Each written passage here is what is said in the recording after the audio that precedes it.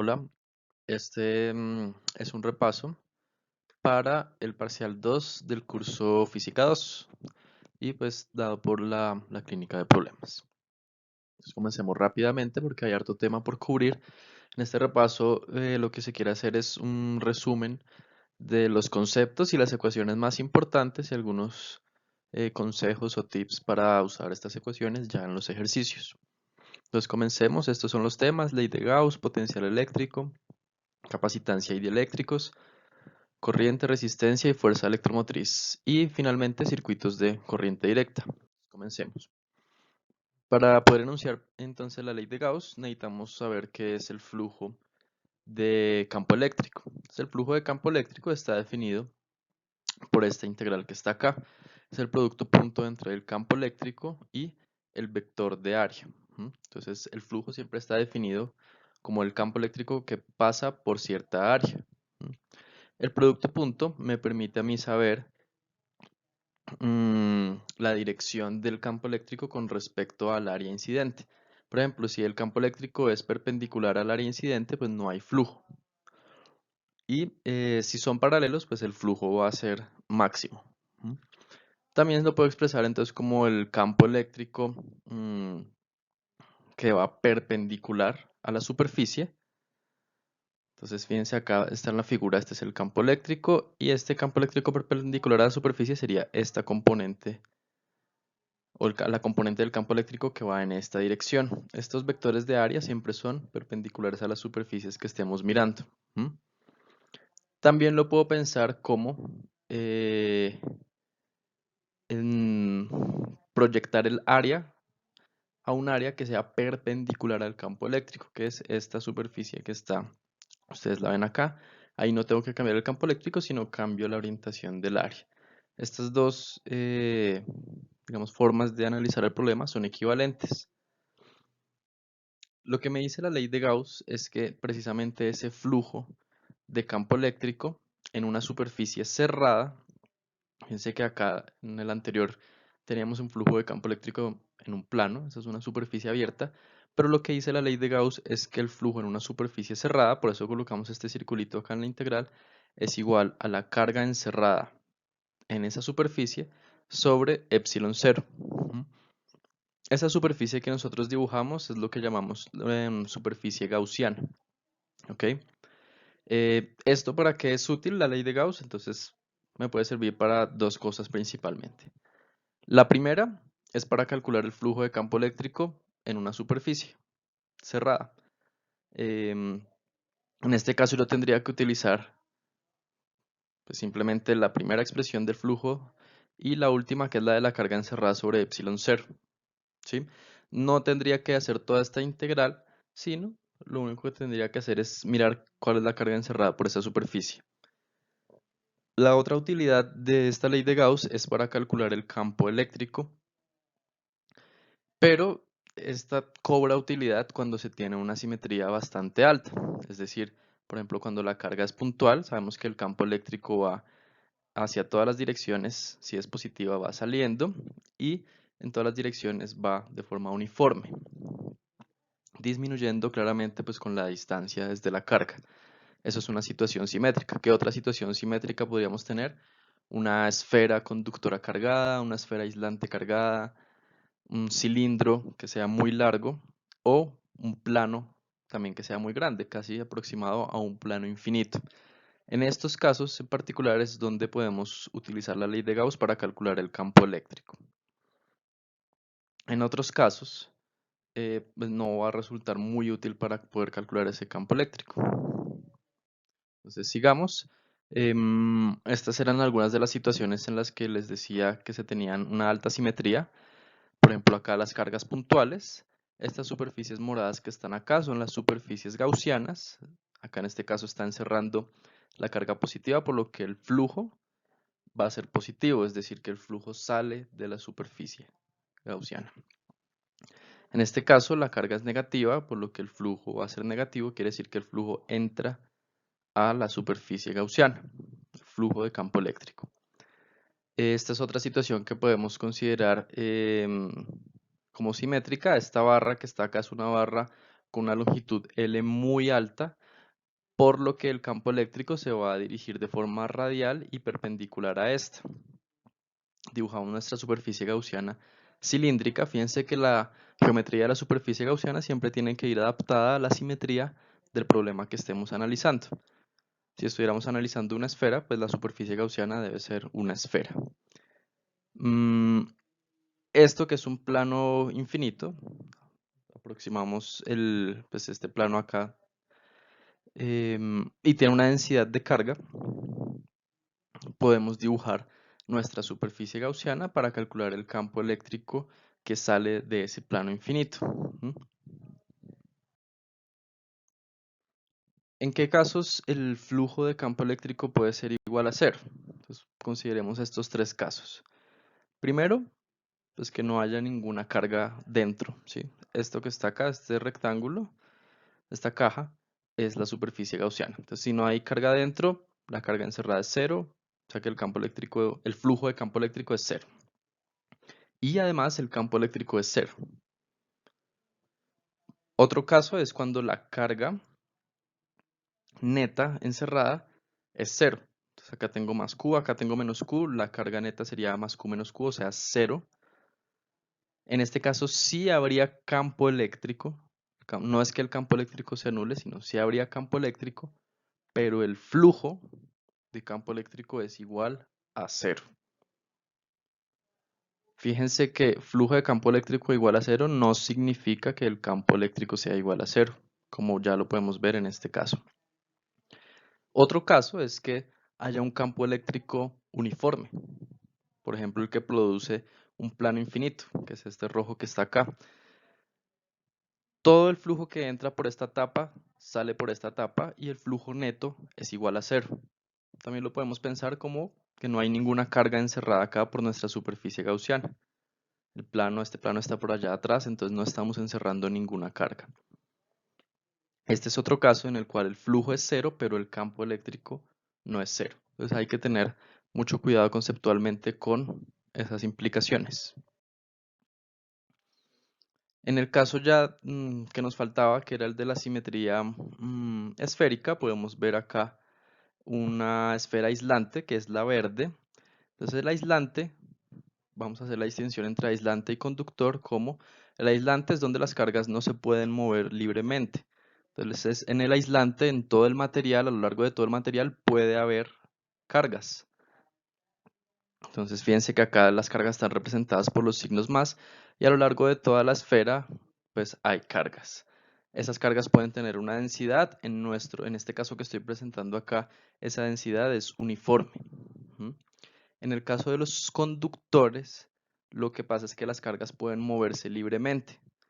Como se pueden mover libremente, fíjense que si estuvieran acá y todas son cargas positivas, se empiezan a repeler entre ellas y lo que quieren hacer es estar lo más lejos posible unas de las otras. Esto resulta en que todas las cargas se van a concentrar en la superficie del conductor. Esa es una característica de los conductores. Cuando yo le coloco una carga eléctrica a un conductor, esa carga se va a distribuir en las superficies que tenga este conductor. El conductor puede tener varias superficies y puedo tener cargas diferentes en esas superficies del conductor. Acá entonces vemos el ejemplo sencillo de usar la ley de Gauss para calcular el campo eléctrico adentro de la esfera aislante y afuera de la esfera aislante. Adentro se obtiene una lineal y afuera se obtiene una ley de inverso cuadrado. ¿Qué pasa en los conductores? Como habíamos dicho previamente, fíjense que toda la carga se acumula acá en la superficie, quiere decir que, por ejemplo, en este conductor que es totalmente sólido, si yo hago una superficie gaussiana acá sin encerrar ninguna carga, pues en ese caso el flujo de campo eléctrico es igual a cero y además, por propiedades de estos conductores, el campo eléctrico va a ser igual a cero dentro de un conductor. Donde dentro se refiere pues donde haya material del conductor. ¿Qué pasa entonces ahora si hay un hueco, una cavidad? Entonces lo que pasa es que pues ahora hacemos una cavidad, hacemos una superficie gaussiana y pues efectivamente en esta cavidad en principio se podría concentrar carga. Como empezamos con esta situación y ahora tenemos esta situación, pues no va a haber carga acá acumulada. ¿Qué pasa si ahora en esa cavidad insertamos una carga positiva? Se tiene que seguir cumpliendo siempre, como las cargas se pueden mover rápidamente en el conductor y libremente, entonces todas esas cargas se reacomodan para que en esa misma superficie gaussiana que nosotros habíamos dibujado justo antes, en donde el campo eléctrico era igual a cero, pues se siga cumpliendo esa condición. ¿Qué hace el conductor? Va a acumular carga negativa en esta superficie y esa carga negativa va a cancelar esta carga positiva, tal que cuando yo vuelva a calcular el flujo de campo eléctrico sea cero y efectivamente el campo eléctrico en esta región adentro del conductor sea igual a cero. Como el conductor había empezado con una carga Q sub C inicial y ahora tiene un excedente de carga negativa, entonces ahora tiene que tener el mismo excedente pero de carga positiva en la otra superficie, es decir, la carga del conductor antes y después de que yo inserte esta carga puntual adentro tiene que ser la misma. Verifiquemos rápidamente. Acá la carga es Q sub C. En la superficie exterior se induce una carga Q sub C más Q y en la superficie interior se induce una carga menos Q. Cuando yo sumo esas dos cantidades me queda Q sub C más Q menos Q igual a Q sub C. Es decir, el conductor sigue teniendo la misma carga que tenía inicialmente. Otra cosa importante de los conductores es el campo eléctrico que generan. El campo eléctrico que genera un conductor siempre va a ser perpendicular a su superficie y siempre va a estar dado por esta cantidad que está acá, donde sigma es la densidad de carga superficial y epsilon 0 pues es la constante conocida para campo eléctrico. Utilizando la ley de Gauss, entonces podemos calcular todos estos campos eléctricos que están acá. Entonces, por ejemplo, podemos volver a calcular el de la carga puntual, que ya lo sabíamos cuánto era, está acá. Podemos mirar en una esfera conductora. Entonces, como es conductora, el campo eléctrico adentro es cero y el campo eléctrico afuera pues es como igual al de la carga puntual.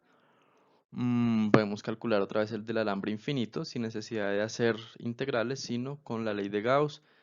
También del de un cilindro conductor infinito. Entonces, adentro del cilindro, por ser conductor, el campo eléctrico es cero y afuera se comporta igual que un alambre.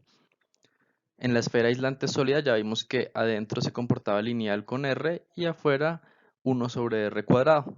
Si la densidad de carga volumétrica es uniforme. Para un plano infinito, en cualquier punto, el campo eléctrico es la densidad de carga superficial sobre 2 epsilon 0.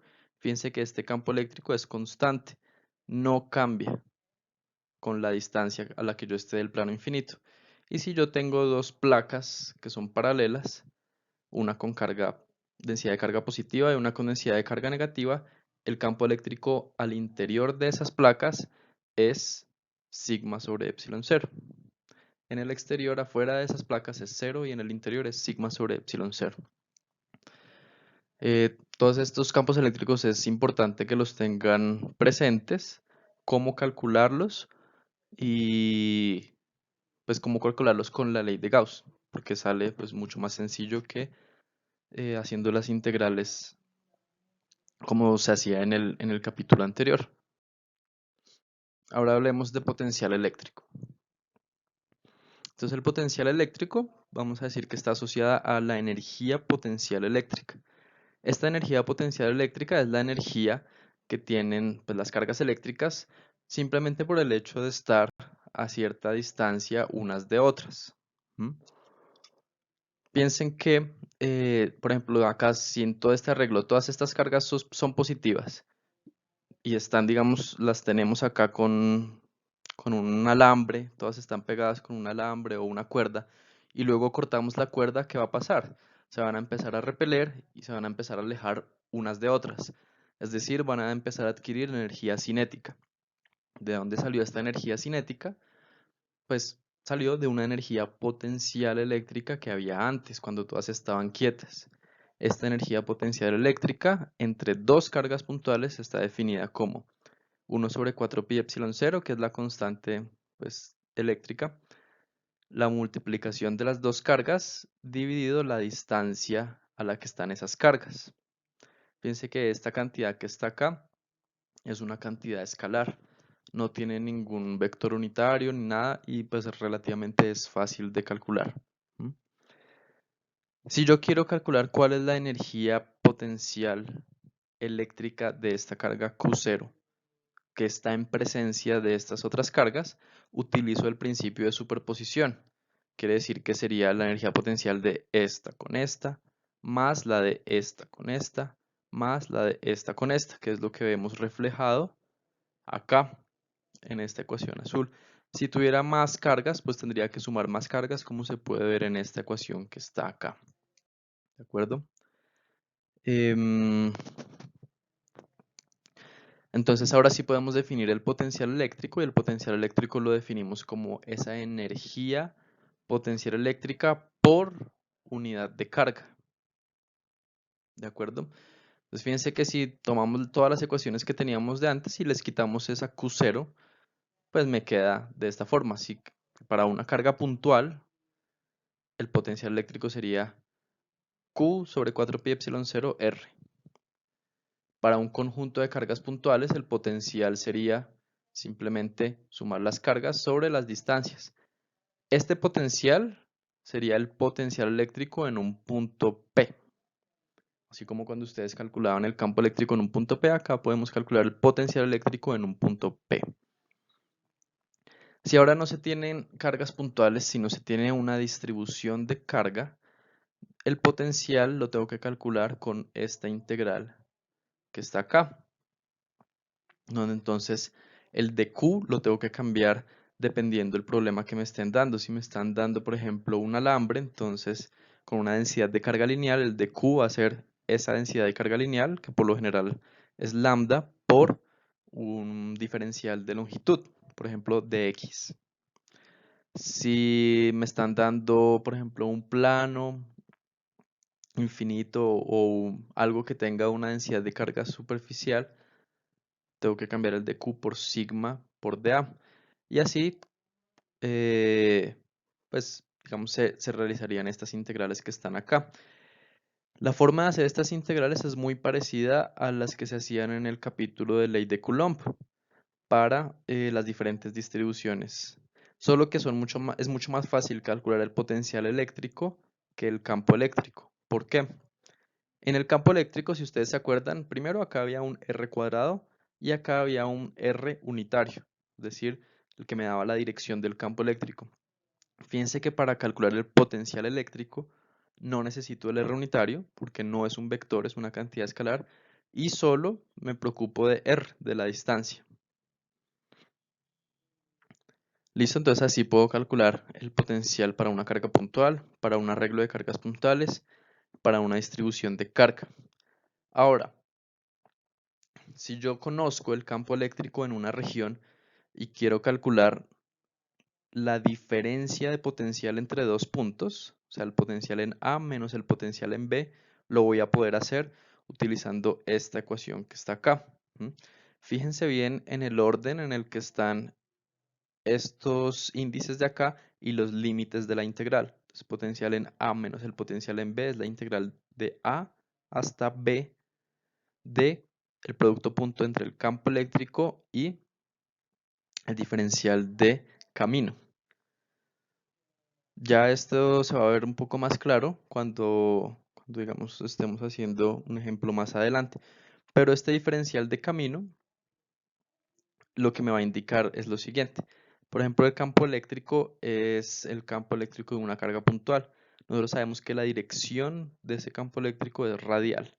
Quiere decir que el diferencial de camino que tengo que usar es el que va en esa dirección, en la dirección del campo eléctrico. O sea que tendría que usar dr. ¿De acuerdo? En algunos libros y en algunas clases ustedes habrán visto esta ecuación con un menos. pero si ustedes colocan este menos, lo único que cambia es los límites de la integral. Entonces, como lo hayan visto, igual esto se sigue aplicando, ¿de acuerdo? Mm, entonces, sigamos. Así como puedo representar el campo eléctrico por medio de las líneas de campo eléctrico, que ustedes saben que salen de las cargas positivas, llegan a las cargas negativas y cumplen cierto pues, número de reglas, como que no se cruzan entre ellas. Y mientras más líneas de campo eléctrico dibuje yo, significa que el campo eléctrico es más intenso. También puedo dibujar líneas que representan el potencial eléctrico.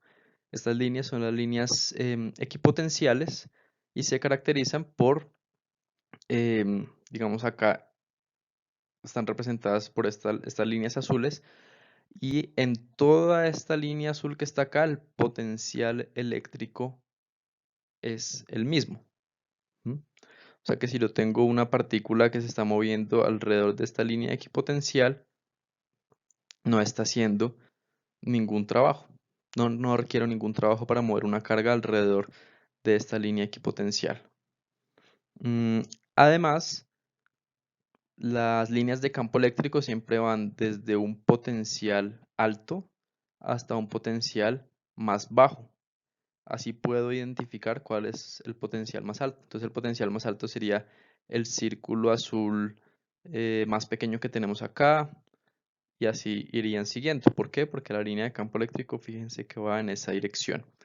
Otra característica es que las líneas de campo eléctrico siempre son perpendiculares a las líneas de potencial eléctrico.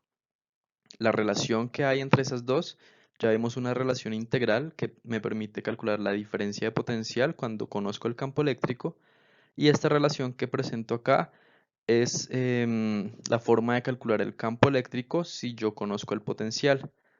Para calcular el campo eléctrico por componentes en X, Y y Z, tendría simplemente que calcular la derivada con respecto a X del potencial, le coloco un menos y esa ya sería la componente en X del campo eléctrico. Escrito de forma vectorial se vería de esta forma. También podemos pensar que es menos el gradiente del potencial eléctrico. Acá está pues uno de los ejemplos ya con una esfera conductora, y podemos ver entonces cómo es tanto el campo eléctrico como el potencial eléctrico. Habíamos visto que afuera de la esfera conductora, o sea, en esta región que está acá y en esta región que está acá, el campo eléctrico es igual al de una carga puntual. Desciende con 1 sobre r cuadrado. Y adentro de la esfera conductora, el campo eléctrico es igual a 0, precisamente porque es un conductor. Noten que el campo eléctrico puede tener estas discontinuidades y pues no pasa nada. Está bien ese problema. ¿Qué pasa con el potencial eléctrico, que es la gráfica azul que vemos acá? El potencial eléctrico lo puedo calcular utilizando esta ecuación que está acá. Entonces, si yo lo hago para la parte de afuera, me da, si acá tenía el campo eléctrico para una carga puntual, pues afuera me da el potencial eléctrico como si fuera para una carga puntual, ¿cierto? Que es este que está acá y este que está acá. Adentro el campo eléctrico es 0, significa que en esta ecuación esta parte de acá es 0. No quiere decir que el potencial sea 0, quiere decir que la diferencia de potencial es 0. Si la diferencia de potencial es 0, significa que el potencial no cambia, o sea, se mantiene constante. Una de las características es que el campo eléctrico puede tener estas discontinuidades, pero el potencial eléctrico no puede ser discontinuo. El potencial eléctrico siempre tiene que ser continuo, como se ve acá en esta figura. Hablemos ahora sobre capacitancia. Bueno, la capacitancia es la capacidad entonces de almacenar carga en dos superficies conductoras, dado que están a una diferencia de potencial, que existe una diferencia de potencial entre esas dos placas conductoras.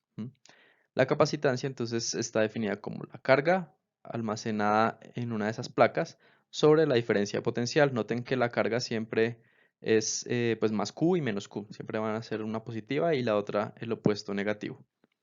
El caso más común de capacitores son los capacitores de placas paralelas, que es precisamente este que estoy presentando acá. ¿De qué va a depender la capacitancia? Fíjense que a final de cuentas la capacitancia depende de la geometría, exclusivamente de la geometría de las placas y del material que se encuentre dentro de las placas. Por ejemplo, la capacitancia de estas placas paralelas depende del área de la placa, el área transversal de esta placa y de la distancia de estas placas, también como de epsilon 0, que lo que es la permitividad del vacío. Cuando decimos del vacío, ya estamos teniendo en cuenta que dentro de estas placas no hay nada. Ya más adelante vamos a ver qué pasa si ponemos algo dentro de esas placas. Otros ejemplos que ustedes pueden calcular o que deberían saber cómo calcular, ya les digo pues como una receta de cómo calcular esto fácilmente, son el capacitor esférico, donde las dos superficies conductoras son superficies esféricas. Y acá se va a concentrar una carga más Q, en la esfera de afuera se va a concentrar una carga menos Q. Y la capacitancia nos da al final 4pi epsilon 0 y esta relación entre los radios de las esferas que ustedes pueden ver acá en el dibujo. Entonces lo que les digo de nuevo, la capacitancia depende de la geometría, por eso sale el 4pi, porque es una geometría en este caso esférica, y de el material que tenga dentro. En este caso también pues no tenemos ningún material, está vacío esto acá adentro. Listo. Y el otro que aparece así clásicamente es la capacitancia cilíndrica, donde esto es un cilindro, dos cilindros conductores de hecho, este cilindro que está acá que tiene una densidad de carga más lambda y el cilindro de afuera que tiene una densidad de carga lineal menos lambda. Los cilindros tienen radio A, radio B y la capacitancia al final me da esto, 2pi epsilon 0 L sobre el logaritmo de los radios. Es común que en estos ejercicios de capacitores cilíndricos pidan la capacitancia por unidad de longitud. Lo único que tengo que hacer es pasar esta L a dividir y ya obtengo el resultado. ¿Cómo se hace para obtener todas estas capacitancias? Pues tengo que calcular Q y tengo que calcular el potencial entre A y B, o sea, entre la de adentro, la diferencia potencial entre la superficie de adentro y la de afuera. Para calcular esta diferencia de potencial AB, tengo que saber el campo eléctrico en esta región que la separa. Para conocer el campo eléctrico en esa región que la separa, lo que tengo que hacer es la superficie de Gauss y encontrar el campo eléctrico usando Gauss. Todos los pasos serían, primero, encuentre el campo eléctrico entre las superficies usando Gauss. Segundo, con la relación entre diferencia de potencial y campo eléctrico, calcule la diferencia de potencial entre la superficie positiva y la negativa. Tercero, utilice la definición de capacitancia como Q sobre diferencia de potencial y eso sería todo. De resto ya es como reorganizar los términos y simplificar un poco. Entonces sería bueno que repasaran esto. En los capacitores se almacena energía. Esta energía, que es precisamente esa energía que les comentaba, la energía potencial eléctrica, la puedo dar en términos de la carga, el potencial y la capacitancia, de acuerdo a esta expresión que está acá. Carga al cuadrado sobre 2 veces la capacitancia o un medio de la capacitancia por el voltaje o la diferencia de potencial es lo mismo al cuadrado o un medio de Q por B. Y esta expresión que está acá es la densidad de energía.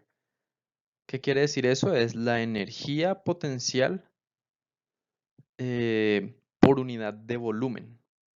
Y esta siempre se puede calcular de acuerdo a la expresión un medio de epsilon 0 por el campo eléctrico que está entre las dos placas elevado al cuadrado. Seguimos ya cuando tengo las capacitancias, ya tengo el cálculo de las capacitancias, ya sabemos cómo calcular esas capacitancias, yo las puedo incluir en varios arreglos en diferentes circuitos. Los arreglos más comunes son cuando yo tengo los capacitores en serie, que es cuando están ubicados de esta forma esquemáticamente. Y la característica de capacitores en serie es que tienen la misma carga. Entonces acá va a tener más Q, menos Q y acá va a tener la misma más Q y menos Q. Sin embargo, la diferencia de potencial que tenga acá y la diferencia de potencial que tenga acá van a ser diferentes. Si, pues si el valor de la capacitancia es diferente, esas diferencias de potencial son diferentes. Yo puedo reducir estas dos capacitancias y puedo pensar como si tuviera una sola capacitancia. Esa capacitancia es la capacitancia equivalente y la puedo calcular de acuerdo a esta expresión que está acá. Cuando tengo capacitores en paralelo, que es como muestra esta parte, este circuito que está acá, lo que quiere decir es que la diferencia de potencial entre este punto y este punto es la misma diferencia de potencial entre este punto y este punto, como lo podemos ver acá. Entonces, en paralelo siempre van a tener la misma diferencia de potencial. Sin embargo, si las capacitancias, si los valores de la capacitancia son diferentes, las cargas almacenadas van a ser diferentes. De nuevo, yo puedo reducir estas dos capacitancias a una sola capacitancia equivalente de acuerdo a esta regla. Simplemente sería la suma. Ahora sí, miremos qué pasa cuando inserto un material dentro o entre las placas conductoras que componen la capacitancia. Este material por lo general se le denomina dieléctrico y lo que hace es aumentar la capacitancia que yo tengo ahí. La nueva capacitancia va a ser igual a K, que es la constante dieléctrica, por la capacitancia cero. Esa capacitancia cero es la capacitancia que yo tendría si no existiera el material. Por ejemplo, en un capacitor de placas paralelas, esa C sub 0 sería el epsilon 0 por A, el área transversal sobre la distancia entre las placas. Este K por epsilon 0 lo podemos reducir en este epsilon para simplificar la notación. De acuerdo a esto también la energía, la densidad de energía, o sea, la energía potencial por unidad de volumen, también se multiplica por ese constante, ese factor dieléctrico. Y podemos plantear también una ley de Gauss para los dieléctricos, donde la constante dieléctrica se incluye acá. Y lo que tendríamos que tener en cuenta es que la carga encerrada ya no va a ser la carga encerrada total por la superficie gaussiana, sino la carga libre, es decir, la carga que está en las superficies conductoras, no la carga que se induce en el dieléctrico. O sea, esta carga negativa, por ejemplo, que sale acá, si lo hiciera una superficie gaussiana acá, de este tamaño, la carga encerrada libre correspondería a la carga asociada a sigma, no a esta. Pasemos ya al último capítulo, que sería entonces el de los últimos capítulos, el último tema, que es el de corriente, resistencia y FEM. La corriente entonces podemos pensarla como cantidad de carga que fluye a través pues, de cierta área transversal con una velocidad. Eso es lo que nos dice esta ecuación que está acá. Entonces, la definición de corriente es cuánta carga pasa por unidad de tiempo, la tasa a la que pasa carga por cierta sección en un tiempo. Y a nivel microscópico la podemos interpretar entonces como la carga de una de estas de estos partículas que son las que van a conducir. La velocidad, esto se llama drift velocity, de acuerdo al libro, que es la velocidad en promedio a la que se mueven estas cargas cuando se les aplica un campo eléctrico. A sería el área transversal y N es la densidad de estas cargas. ¿Sí? De nuevo, podemos definir entonces la densidad de corriente como la corriente sobre el área. Simplemente fíjense que es pasar esta área acá a dividir y me queda como N densidad por Q por velocidad. Como la velocidad tiene un carácter vectorial, podemos asociarle un carácter vectorial también a la densidad de corriente. La ley de Ohm, en su forma, digamos, más básica, lo que hace es relacionarme precisamente esa densidad de corriente con el campo eléctrico que la genera, la que acelera esas cargas. La relación entre esas dos cantidades es lo que llamamos nosotros resistividad, que está denotada acá por esa letra griega ρ. Y esa resistividad va a tener una dependencia de la temperatura. Para metales esperemos que esta resistividad aumente precisamente cuando va aumentando la temperatura. Ahora, la ley de Ohm ya más conocida para todos y la que se va a aplicar en la mayoría de ejercicios es esta que está acá, que es la de voltaje o diferencia de potencial es igual a I por R. Fíjense que es parecida a la que teníamos inicialmente, donde nos relacionaba el campo eléctrico, la resistividad y la densidad de corriente. Entonces acá cambiamos la densidad de corriente por corriente, cambiamos el campo eléctrico, lo relacionamos más bien con la diferencia de potencial y la resistividad la cambiamos por R, donde R es la resistencia. Cuando hacemos todos esos cálculos, la resistencia no es más que la resistividad por la longitud del segmento por el cual está cruzando esa corriente, dividido el área transversal. Quiere decir que si yo disminuyo el área transversal, la resistencia aumenta, y si yo aumento la longitud, la resistencia también aumenta. Pueden pensar en esta resistencia como, digamos, las características físicas que hacen que se opongan al paso de las cargas a través de ese material. Entonces esta ley de Ohm es válida pues, para estos alambres conductores, pero hay dispositivos en los cuales pues no se cumple esta ley de Ohm, que es por ejemplo los diodos. Ya con esto podemos empezar entonces a armar diferentes elementos en un circuito. Entonces acá hay un circuito básico, vamos a mirar qué es cada cosa. Esto es una resistencia que ya vimos que era, puede ser pues un pedazo de alambre simplemente enrollado, o en el laboratorio ustedes habrán visto que son eh, unos tubitos de cerámica con diferentes colores. Lo que conecta, digamos, entonces a los diferentes elementos, pues son los cables por los cuales se va a conducir la corriente y cuya resistencia es despreciable para todos fines prácticos. Esto que está acá es un medidor de corriente, un aparato que se usa para medir corriente, un amperímetro. Se conecta siempre en serie, tal que la corriente pase directamente por él. Este, este elemento que está acá, entre el punto A y B, es un multímetro, voltímetro. Lo que me permite es un aparato de medición que me permite medir la diferencia de potencial entre A y B. Y esto que está acá adentro es una fuente no ideal, una FEM. Es una generadora, una fuente de fuerza electromotriz.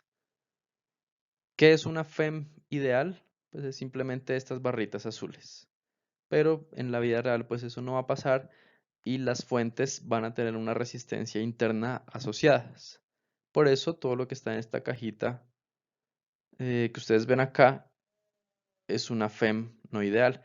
¿Cómo se representa una FEM no ideal? Pues el voltaje que me dan acá entre ellas dos, el que va a generar, el que va a medir este multímetro va a ser la fuerza electromotriz, que en este caso digamos me la están dando, son 12 voltios, menos la corriente por la resistencia interna. Acá la resistencia interna es de 2 ohmios.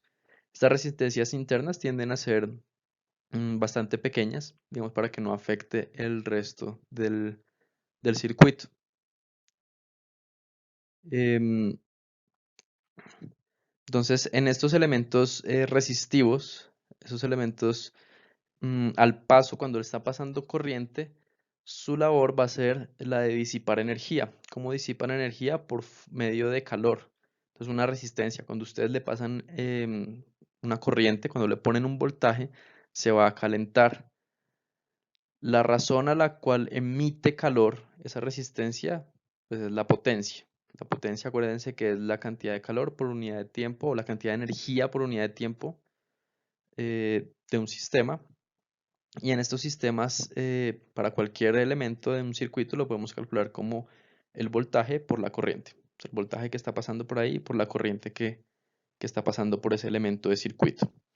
Y en particular para un resistor podemos utilizar la ley de Ohm para simplificar esta multiplicación de voltaje por corriente y dejarla expresada en términos de corriente al cuadrado por resistencia o voltaje al cuadrado sobre resistencia.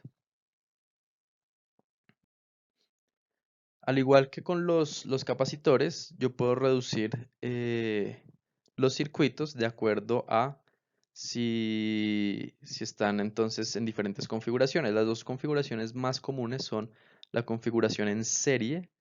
Para saber que algo está en serie, entonces la misma corriente tiene que estar pasando por todos esos elementos. El voltaje en estos elementos va a ser diferente si las resistencias son diferentes.